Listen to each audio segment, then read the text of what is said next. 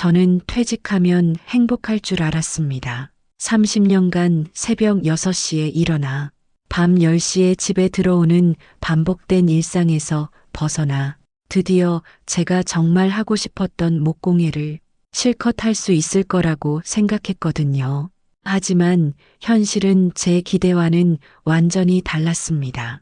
오늘은 60대 후반 평범한 직장인이었던 제가 어떻게 인생의 진짜 주인이 되었는지 그 이야기를 들려드리려고 합니다. 끝까지 봐주시고 공감되신다면 구독과 좋아요 부탁드립니다. 퇴직 전날 밤 저는 잠이 오지 않았습니다. 설렘 때문이었죠. 머릿속으로 그려본 퇴직 후 생활은 정말 완벽했거든요.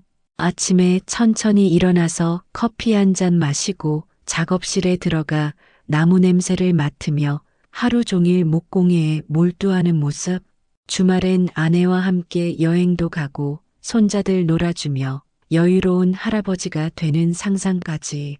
퇴직식 당일 동료들이 건네준 꽃다발을 들고 집으로 돌아왔을 때 아내 선영이가 반겨주었습니다. 고생 많았어요. 이제 좀 쉬세요. 그날 저녁 가족들이 모여 작은 파티를 열어주었습니다. 아들과 딸이 번갈아 가며 아빠, 이제 하고 싶은 거 다 하세요라고 말해줄 때 정말 행복했어요. 다음 날 아침 저는 30년 만에 처음으로 알람 없이 잠에서 깼습니다. 9시였어요. 이런 느낌이 이렇게 좋은 줄 몰랐네요. 여유롭게 아침 식사를 마친 후 드디어 작업실로 향했습니다. 2년 전 마련해둔 작은 공간이었죠. 나무 재료들과 공구들이 저를 기다리고 있었어요. 자, 이제 시작해볼까? 첫 작품으로 간단한 책장을 만들어 보기로 했습니다. 톱으로 나무를 자르는 소리, 사포로 표면을 다듬는 감촉, 모든 게 새로웠어요. 점심시간도 잊고 몰두하고 있는데 아내가 작업실로 들어왔습니다. 뭐 하는 거예요? 책장 만들고 있어요. 보세요, 이 부분이 하루 종일 여기 있을 거예요? 아내의 목소리에 뭔가 달갑지 않은 기색이 섞여 있었어요. 하지만 저는 대수롭지 않게 넘겼습니다. 아니에요, 잠깐만. 점심은 언제 먹을 거예요? 벌써 2시가 넘었는데. 그때 처음 균열을 느꼈습니다. 아내의 표정에서 불만이 보였거든요. 하지만 저는 여전히 낙관적이었어요. 적응하면 괜찮아질 거라고 생각했죠. 이후 일주일 동안 저는 매일 작업실에서 시간을 보냈습니다. 책장이 서서히 완성되어 가는 모습을 보며 뿌듯함을 느꼈어요. 하지만 아내의 잔소리는 점점 잦아졌습니다. 또 거기 있어요? 나무가루 때문에 집안이 온통 지저분해졌네. 그 공구들 소음이 너무 시끄러워요. 하루 종일 그것만 할 거예요? 매번 이런 말을 들을 때마다 가슴이 답답해졌습니다. 30년간 가족을 위해 일해왔는데 이제 제가 정말 좋아하는 일을 하는 것조차 눈치를 봐야 하다니 처음으로 내가 뭘 잘못한 걸까? 라는 생각이 들기 시작했습니다. 퇴직 한 달이 지났을 때 상황은 더욱 악화되었습니다. 아내는 제가 작업실에 들어가는 것 자체를 못마땅해 했어요. 목공예가 뭐가 그렇게 좋아요? 돈도 안 되는 일에 하루 종일 매달려서 취미잖아요. 좋아하는 일하면서 살고 싶어요. 취미는 취미답게 해야죠. 매일 그것만 하면 취미가 아니라 도피죠. 도피라는 말에 가슴이 쿵 내려앉았습니다. 정말 제가 현실에서 도피하고 있는 걸까요? 어느 날 완성된 책장을 거실에 놓고 뿌듯해하고 있는데 아내가 한마디 했습니다. 이런 거 사면 3만 원이면 되는데 재료비로 얼마나 들어갔어요? 순간 머리가 띵해졌어요. 한 달 동안 정성스럽게 만든 제 작품을 3만 원짜리 조립 가구와 비교하다니 돈 문제가 아니에요. 제가 만든 거잖아요. 그러니까 그게 문제라는 거예요. 시간이 얼마나 아까운데. 그날 저녁 아들이 집에 왔습니다. 책장을 보더니 아빠 정말 잘 만드셨네요 라고 했어요. 그 말에 기분이 좀 나아졌죠. 하지만 며칠 후 가족들이 모인 자리에서 결정적인 사건이 일어났습니다. 아들이 친구들과 약속이 있다며 일찍 나가려 하자 아내가 갑자기 화를 냈어요. 요즘 아버지 좀 보세요. 하루 종일 집에만 있으면서 나무만 만지고 있어요. 나이 60이 넘어서 뭐 하는 거예요? 아들과 딸이 당황한 표정으로 저를 바라봤습니다. 저는 얼굴이 화끈거렸어요. 엄마, 아빠가 좋아하시는 일 하시는 거잖아요. 딸이 저를 감싸주려 했지만 아내는 멈추지 않았습니다. 좋아하는 일? 그걸로 돈을 벌 수 있어요? 퇴직금 받았다고 놀고 먹을 생각만 하고 차라리 다른 일이라도 알아보세요. 그 순간 30년간 쌓여온 무언가가 폭발할 것 같았습니다. 하지만 저는 갈등을 피하는 성격이라 그냥 참았어요. 조용히 작업실로 들어가서 문을 닫았습니다. 작업실에서 혼자 앉아 있는데 문득 지난 30년간의 삶이 떠올랐어요. 아침 6시에 일어나서 밤 10시에 들어오는 반복된 일상. 주말에도 회사 일 때문에 나가곤 했죠. 그때마다 아내는 가족보다 일이 더 중요하냐고 했었는데 이제는 돈 안 되는 일 말고 일을 하라고 하네요. 며칠 후 더 충격적인 일이 벌어졌습니다. 아내가 제가 만든 작은 의자를 무단으로 내다 버린 거예요. 쓰레기통에서 그 의자를 발견했을 때의 기분을 어떻게 설명해야 할지 모르겠어요. 왜 이걸 버렸어요? 어차피 안 쓰는 것 같던데요. 집이 좁아서 치울 곳도 없고 제가 만든 건데 왜 물어보지도 않고 물어봤으면 버리지 말라고 했을 거잖아요. 그럼 집이 온통 나무 조각들로 가득 차겠네요. 그날 밤 저는 처음으로 진짜 화가 났습니다. 30년간 참고 살았지만 이건 아니었어요. 제가 정성스럽게 만든 작품을 제 마음의 일부를 그렇게 함부로 버릴 권리가 누구에게 있단 말입니까? 선영아, 우리 좀 대화합시다. 뭔 대화요? 매일 똑같은 얘기만 하는데 당신은 제가 뭘 하든 못마땅해 하네요. 일할 때는 가족 신경 안 쓴다고 했고 이제는 돈 안 되는 일 한다고 하고 그게 틀린 말이에요? 그 순간 저는 깨달았습니다. 우리의 문제는 목공예가 아니었어요. 30년간 쌓인 서로에 대한 이해 부족이었죠. 아내는 저를 여전히 돈 벌어오는 기계로 보고 있었고 저는 아내를 제 편이 되어줄 사람이라고 착각하고 있었던 거예요. 다음 날 아침 저는 일찍 일어나서 커피를 마시며 깊게 생각했습니다. 30년간 회사에서 일할 때도 힘들었지만 적어도 그때는 가족을 위해서라는 명분이 있었어요.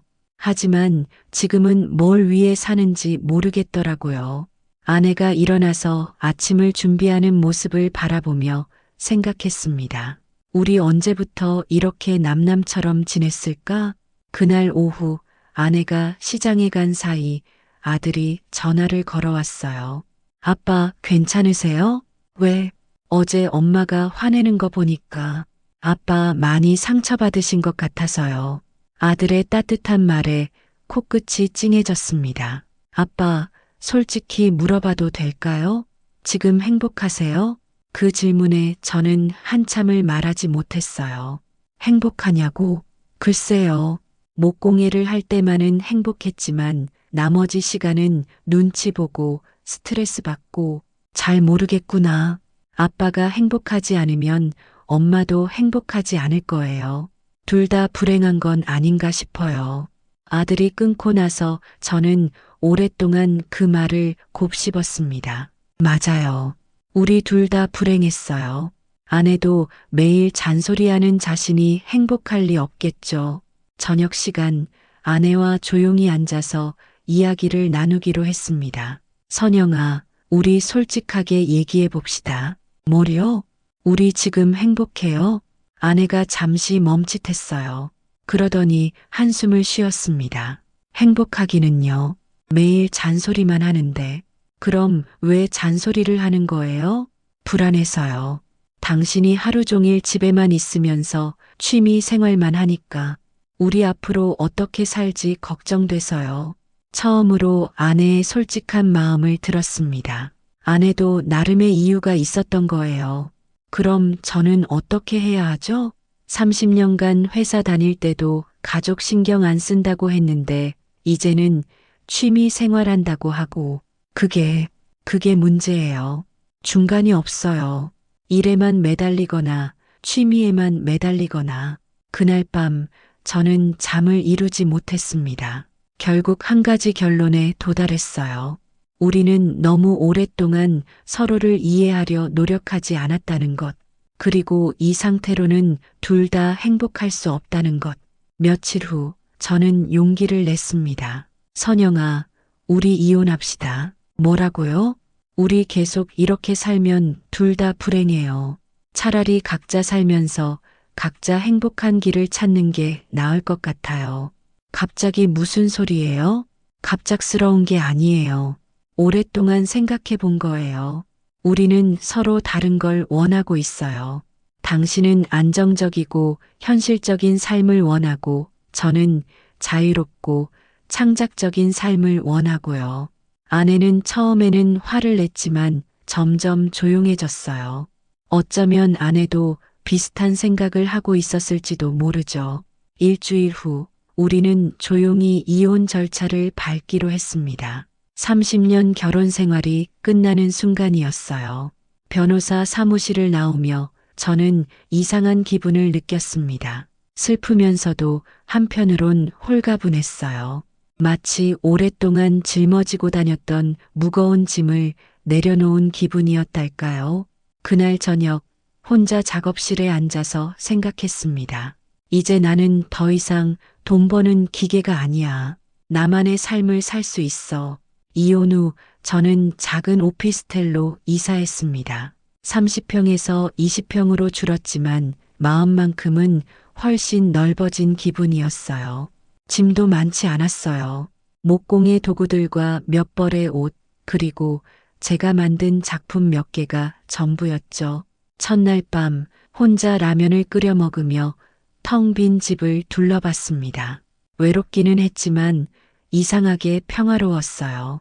아무도 제가 뭘 하는지 잔소리하지 않으니까요. 하지만 혼자 사는 게 쉽지는 않았습니다. 첫 주에는 정말 서툴렀어요.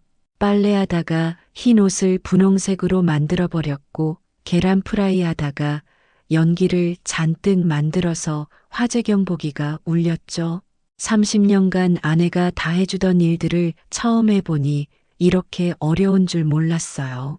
하하, 계란 프라이 하나도 제대로 못하네. 하지만 화나지는 않았어요. 오히려 재미있었어요.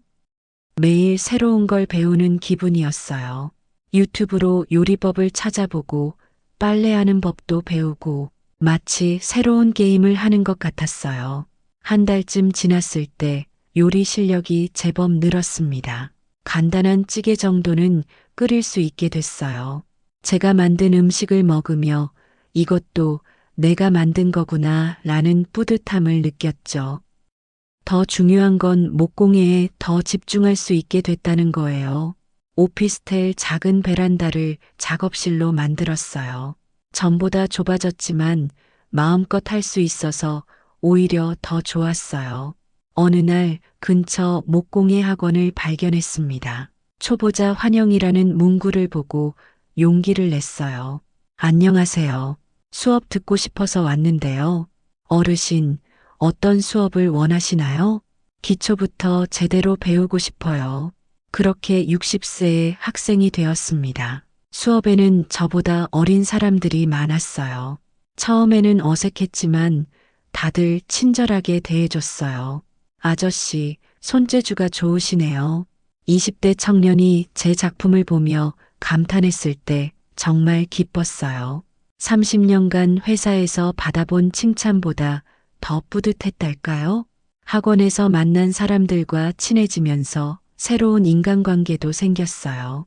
비슷한 취미를 가진 사람들과 이야기하는 게 이렇게 즐거운 줄 몰랐어요. 김 선생님, 다음 주에 목공예 전시회 보러 갈 건데 같이 가실래요? 50대 주부분이 제안했을 때 망설임 없이 네라고 대답했습니다. 혼자 사는 게 외롭기보다는 자유롭다는 걸 점점 깨달아가고 있었거든요. 몇 달 후, 저는 제법 그럴듯한 작품들을 만들 수 있게 되었습니다. 책장, 의자, 작은 테이블까지 집안이 제가 만든 가구들로 채워지니 정말 뿌듯했어요.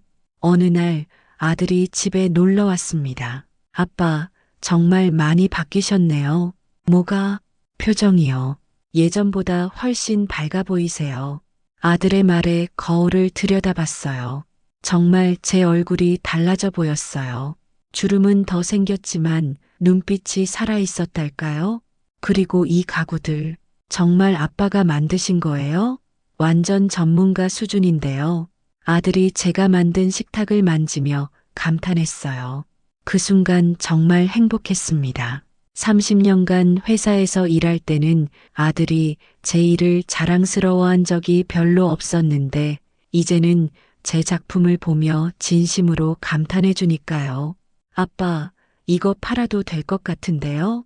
요즘 수제 가구 인기 많잖아요. 팔기는 취미로 하는 건데 취미라고 해서 돈 못 벌 이유는 없잖아요. 아들의 말에 새로운 가능성이 보이기 시작했어요. 제가 좋아하는 일로 돈도 벌 수 있다면? 물론 큰 돈은 아니겠지만 적어도 제가 행복하면서 할 수 있는 일이니까요. 그날 밤 저는 작업실에서 새로운 작품을 구상했습니다. 이번에는 정말 팔 수 있는 수준의 작품을 만들어 보고 싶었어요. 30년 만에 처음으로 일과 취미가 하나가 될 수 있다는 희망이 생겼습니다. 1년이 지났습니다. 지금 저는 작은 온라인 쇼핑몰을 운영하며 제가 만든 가구들을 팔고 있어요. 많이 팔리지는 않지만 한 달에 서너 개씩은 주문이 들어와요. 무엇보다 구매하신 분들이 정말 예쁘다, 정성이 느껴진다는 후기를 남겨주실 때 가장 행복합니다. 아내와는 이혼했지만 이제는 오히려 편한 사이가 되었어요. 가끔 아이들 일로 연락하기도 하고 서로의 안부를 묻기도 해요. 갈등 없이 각자의 삶을 살면서 평화로워졌죠. 아빠가 행복해 보이니까 저희도 기뻐요. 딸이 얼마 전에 한 말입니다. 그제서야 깨달았어요. 진짜 행복은 다른 사람을 위해 참고 사는 게 아니라 자신이 진정 원하는 삶을 살 때 찾을 수 있다는 걸. 오늘도 저는 작업실에서 새로운 작품을 만들고 있습니다. 나무를 만지는 이 순간이 가장 평화로워요. 돈을 많이 벌지는 못하지만 매일 아침 일어나는 게 기대됩니다. 가끔 젊은 분들이 물어봐요. 늦은 나이에 새로 시작하는 게 두렵지 않으세요? 그럴 때마다 저는 이렇게 답해요. 두렵긴 했어요. 하지만 더 두려운 건 남은 인생을 불행하게 사는 거였어요. 60세에 새로운 인생을 시작한다는 게 쉽지는 않았어요. 경제적으로도 전보다 넉넉하지 않고 혼자 사는 것도 때로는 외롭죠. 하지만 후회하지 않아요. 왜냐하면 이제야 진짜 제 인생의 주인이 되었거든요. 돈이 많지 않아도 혼자 살아도 저는 행복합니다. 매일 좋아하는 일을 하고 제가 만든 작품을 누군가가 소중히 사용해주고 그것만으로도 충분해요. 만약 지금 불행한 삶을 살고 계신다면 용기를 내보세요. 나이는 중요하지 않아요. 중요한 건 내 인생의 주인이 누구인지 아는 거예요. 저처럼 60세에도 새로운 시작을 할 수 있으니까요. 여러분의 인생의 주인은 누구인가요? 그 답을 찾으시길 바랍니다.